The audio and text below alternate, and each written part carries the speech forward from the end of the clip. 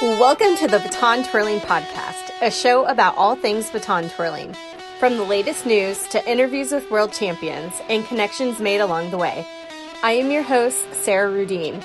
Baton twirling has taken me on an amazing journey, and I'm here to share part of that journey with all of you, one episode at a time. So sit back, enjoy the show, and let's get rolling. I don't think there's any better way to celebrate the week that would have been nationals than a podcast with the current College Miss Majorette of America. This is the first time in over 50 years that we haven't had a national competition. I hope you enjoyed this episode with Sabrina, and we hope to see you next year at nationals. So I am Sabrina Smith. I am the 2019 College Miss Majorette of America for the National Baton Twirling Association. As well, I was the 2018 USTA, United States Twirling Organization's collegiate national twirling champion, and I am the feature twirler for the University of South Carolina. Oh, nice. So what made you want to choose South Carolina as your college? Yeah, so my biggest thing was finding a school that fit me perfectly based on academics and what I wanted to do for my career. And going off of that, and I know, you really don't actually know exactly what you want to do going into college, and I wanted to find a program where I could explore different options in the field that I wanted to work in. So I'm really very, very passionate about healthcare, anything related to public health, medicine. I love helping people, and I knew that is a focus that I wanted to have going into school, into college, and South Carolina has an amazing public health program, an amazing school for public health, great pre-med, pre-physician's assistant, pre-nursing tracks, whatever you wanted to do. So that was kind of my biggest thing. And then obviously I was very passionate about twirling in college, but the one thing that stood out to me when I visited South Carolina is when I stepped foot on that campus, I thought to myself, I could see myself here even if I wasn't twirling. So I knew when I got there, it was home to me. So that was kind of a big thing. It was not too far, but not too close to home. So I knew my mom wouldn't just pop up on my doorstep, but I knew they would be able to travel to pretty much every single one of my games, which was really important to me because I love having my family around. So where are you originally from? Yeah, so I actually am originally from Maryland, but we moved to North Carolina in my sophomore year of high school. My dad was offered a job, which it was a very tricky move, a hard move for my sister and I, but it was really beneficial, I think, school-wise and life-wise, and it helps me with my shyness and everything, which is good. But now they're about 3.5 hours from South Carolina, so that it worked out perfectly. Okay, nice. And then what are your feelings about nationals being canceled this year? I know USTA and MBTA both canceled their national competitions this year. Yeah, no, I wasn't super surprised just based on, the pandemic going on. It's been very hard for everyone, I know, and seeing other, the NBA stopping their season and the MLB's pausing theirs and the Olympics getting postponed and everything. I knew something was going to happen. And it was really hard for me, but I know, I am retired competitively now since I won College Miss Majorette. So I really want to focus my attention on other twirlers because I know so many twirlers, like, whether it's your last year in an age division or it's your last year in like beginner, intermediate, advanced, or whatever. I know people have worked so hard since the beginning of the season. You have so many goals that you want to set for yourself, and people get right back to it in August. And I wanted to focus my attention more on, the kids that, were so looking forward to these competitions because I know they are heartbroken, and it is really hard to adjust of a summer. You spend your whole summer just focused on twirling, and this is your life, and this is what you do. So, like, what are they supposed to do now? So has been my main focus. Like I said, it's impacted me, and I've had a hard time trying to deal with it just because my favorite thing in the world right now is being able to go to competitions and host, and I was so looking forward to doing my farewell at nationals. But, that time will come for me, but sometimes, like I said, people are aging out of divisions and stuff, and I really do feel for them, and I want to be there for people as much as I can. But, nothing can really change the situation. All you can do is really look forward to the next season and keep moving on and keep working hard. Yeah. Have you heard any, even if it's rumors, of anything that they're going to do to kind of make up for the people who have already won their qualifying pageants this year? I've seen a few things. I think it's really just going to depend on how, all the higher ups, I guess the majors and Don's Hotel wants to deal with everything. But I did hear, they might, there has been some qualifying pageants, so they might continue that. If you won your pageant, you don't have to do it the following year. But I'm not sure how that would work if you're aging out of your division as well. That's kind of another story. And then I did hear that they were offering college, people that were graduating college, possibly an extension on their ability to compete, which would be awesome. But I know, some people still have to go and get a job and have real life coming up. So, that might be hard. It's hard. And I really do feel for, especially also those college girls that I know I would be definitely devastated if this happened to me when I was still competing. And, it's really hard because when you're a senior in college, you're like, one more year, I can do this. This is it. I'm going to put all my effort towards that. And, to have it taken from you is I can't even imagine. Yeah. I was just thinking this would be a cool thing to do, to get all of the Miss Majorettes of America, so tiny, tot, juvenile, all of them, and put together a until next season video. So it's not a farewell video, but it's until next season, and then blast it out to all the groups, all the pages, anybody who does anything in baton twirling, just to kind of pull everyone together. I think that would be super neat. We kind of are, we've been talking about doing a few things, so we're trying to get some stuff in the works. So maybe you'll see something in a few weeks. I will totally share it. That's so fun. So what's in the cards now, or for you now that you're graduating from college, or are you graduating from college? Yeah, okay. I graduated in December. So awesome. Fun with that. Yeah. So my next steps, it's been pretty hard, 'cause like I said, twirling has been my life for so long, and it's so weird to have to let go of that, but I do have another year of that, so it's really not, it's nice to be able to have that extra year to kind of, because I don't know if I was ready to say goodbye just yet, but I still definitely want to stay involved. I like doing spot lessons. I love teaching at clinics. That's probably my favorite thing in the world. I love meeting new people and being able to just have fun and teach them new things in just a few short days. And then from there, my plan right now, I am kind of deciding between two different tracks in the med field. So I'm looking into physician's assistant school, and then either doing that or it's really complicated. It's called a direct entry nursing practitioner school. So pretty much I would do my nursing bachelor's degree and master's in one. But oh wow, right? But yeah, so I'm working on that. I did have a job waiting for me in New York, but right now with the pandemic, not my best option right now. So I've been in contact with them about when. If I will be starting there, when that would happen, since they're in a really not the greatest place right now. But so just trying to figure out my next steps. I think the pandemic has made it a lot harder, but it's been nice to be able to be home with my family, maybe for the last time ever, which is kind of scary to think about. But, being able to just research things that I really am interested in and try to get my path straightened.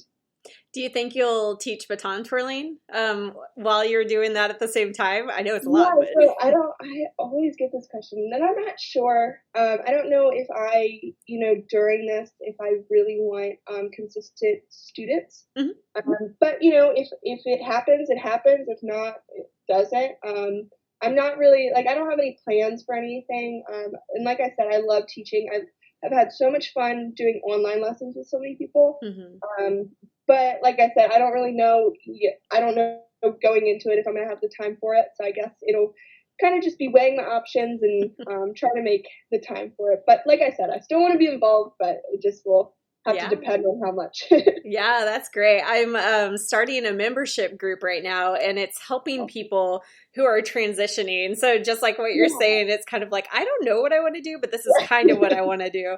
And after talking to a lot of people who kind of graduated from twirling or, retired, they say, oh, I don't want to teach because I don't know this part. I don't know how I want to do it. So I'm figuring out these different structures, which is online learning and also in person, like physical ones. So it's kind of a mixture of both. So yeah, that's really cool that you're doing the online ones. I have a few students from Take Lessons, so they've been coming over my way, and I'm like, oh, hey, they know nothing about twirling. I know. Well, I think online teaching has been such an adjustment for everybody because it's never been a huge thing. I mean, I know there's people that have coaches that are far away that'll do FaceTime lessons, but it's been interesting because I did some, group face, like whatever the Zoom. I was with the app. But it's really cool because a lot of the teachers have figured it out and they know exactly what to do. They have like their, instruction, their plan laid out, and I just get on there and I just teach, and then I get off and I'm like, that was so easy. I was like, I don't know how people do this, because I was like, it's really a learning curve for everyone, but everybody's, taking it really well, which is awesome. Yeah. You were also talking about, you have a fundraiser that you're doing. Tell me a little more about that. Yeah. So, like I said, I've been doing a lot of, Zoom lessons, for groups, individuals, whatever. Anybody that reaches out to me and really, just wants some motivation, some inspiration, some fun stuff to practice, some challenges. It's not like I'm, I like giving people like little sections or like fun little things to practice. And that's been going on since the pandemic started. So I'm really lucky in the fact that like I'm back at home, which has been great. Like I said, I love being around my family and with my family. So I've been in a good place financially, to the fact that I don't really, need any money coming into like my bank account from teaching. I just really do it because I love being able to connect with the kids that I'm teaching. I love being able to motivate anybody in any way possible. Like I said, I cannot imagine the place that they're in without having nationals this year. So I decided, why not because people still are like, oh, well, we want to give you something. So I'm like, if they don't want to, I'm not forcing people today. I don't want them to, because I know everybody has different hardships and different situations. And like I said, I want to keep everybody motivated and whatever I can do to help. So that's why I created this fundraiser.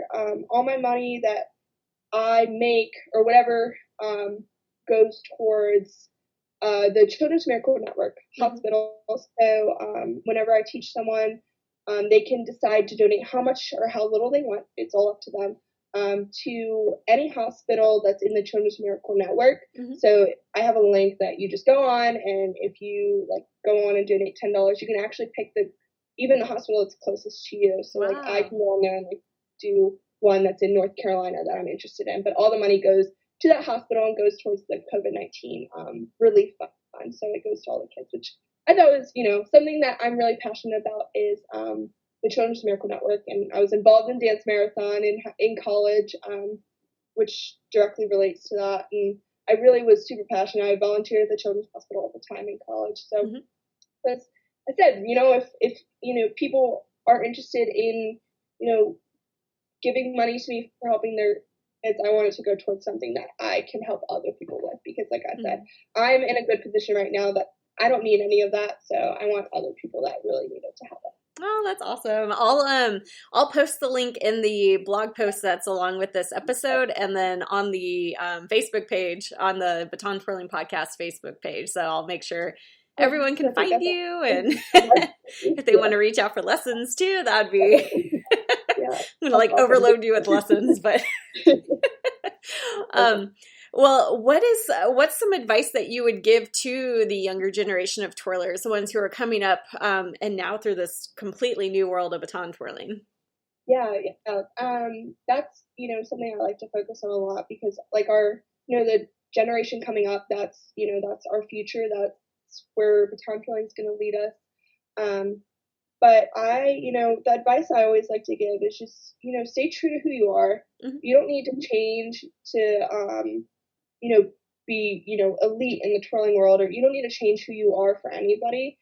Just staying true to who you are, always be respectful to everybody around you. And, just work hard and your time will come.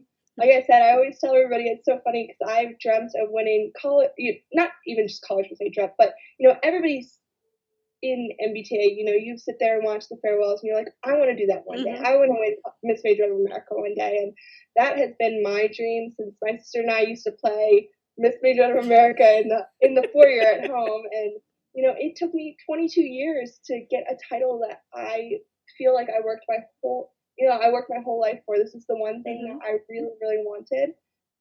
So I think I am like a living proof of don't give up, because you never know what's around the corner for you. And, just putting all your hard work and dedication into something you're really, really passionate about. And like I said, staying true to who you are. I didn't have to, change who I was to get where I am. I just worked hard, stayed as humble as I could. I always, and then just being yourself. Awesome. Oh, that's so great. It's really funny because now in quarantine, I've gotten really into podcasts. Yeah. I love just sitting there, like when I'm working and stuff, just listening to podcasts. So it's really cool because obviously, like, you're the first Twirling podcast. So it's just awesome to kind of really cool. I could have a whole podcast on just talking to college twirlers because oh my goodness, like, tell me if you relate to this. The first time that you walked out onto the field to twirl for college and you just like felt the entire crowd like screaming for you, was that not the best feeling in the world? My first game freshman year, when we stepped into Williams-Brice at USC, it was a night game too, so the crowd was absurd. Like, I just had tears. I was like, I need to be good. I can't go. Oh man, it's like the best feeling ever. Every time I talk to college twirlers, I'll ask them like, hey, what was your favorite part? Without fail, they always say that first game. Oh yeah, it changes your life. I swear. It does. And I'm like, college twirling. It's so funny because I was talking to a group the other day, and I was like, honestly, when I was in 8th, 9th, 10th grade, before I moved to North Carolina, actually, I was like, I'm not twirling in college. I don't want to twirl in college. I just want to, focus on academics. I don't care about twirling in college. I don't want to do it. And I got to senior year, and I was like, okay, well, I'll do it, whatever. And I didn't really know, but then freshman year, I was like, this is the greatest thing I've ever done. I said, I could do this for the rest of my life. Right? I wish there was like NFL twirlers still. Like, that's right. I think my old coach she said she used to twirl for the Lions. Oh, yeah. So I was like, oh my gosh, I need to find these videos. But they need to bring that back. That'd be super cool. I could just do that for the rest of my life. It's so fun because, like, no one really knows what you're doing anyway. So, like, I could just throw it up and do, a bow or something. They're like, oh, that's awesome. Especially, like, the fire is my favorite part. Oh, I don't know what's going on, but they just go crazy. It's like you could do a triple illusion. They'd be like, yeah, okay. And then you just throw the baton really, really high, and you're like, hello, and you catch it, and they're like, oh, did you see that toss? The baton was so high. Oh, good times, yeah. I need to go back and watch more football games. I hope that they still have that next year. I know. I'm really hoping for the college twirlers too. So I was like, that's, I couldn't imagine having, a year of competing taken away. Like, that stinks. But a year of twirling on the football field taken away, that is like unacceptable. Yeah. Don't let that happen. We're like, no, you can't. I'm sorry. We're just going to go out and twirl anyway. Yeah. We're just going to go twirl to an empty stadium and like put a video up at the top. You can't take this away from us. This is it. Yeah. Oh my gosh, that's so funny. Well, is there anything else you'd like to tell the baton twirling world? Yeah, just, stay safe. Just keep working hard. Like I said, I know it is a really hard time for everyone right now. But just stay motivated, stay passionate. Everybody has goals. And I know maybe this year was the year that you wanted to reach those goals, but we have more years ahead of us. And it's just going to get better and better as the years go on. I think everybody just stay motivated. I don't know. It's really, it's hard. Like I said, it's a really hard time for everyone right now. So just trying to get through this all together. Yeah, definitely. This has been wonderful, and it's so great to talk to you, and congratulations again. Thank you so much. I appreciate you reaching out to me. This was awesome. Talk Bye. to you soon. Hey, listeners. If you enjoyed today's episode, subscribe to the Baton Twirling podcast. If you'd like to follow up with us, read the show notes, or get some neat baton freebies, reach out by going to batontwirling101.com. Thank you for listening. We'll catch you next time.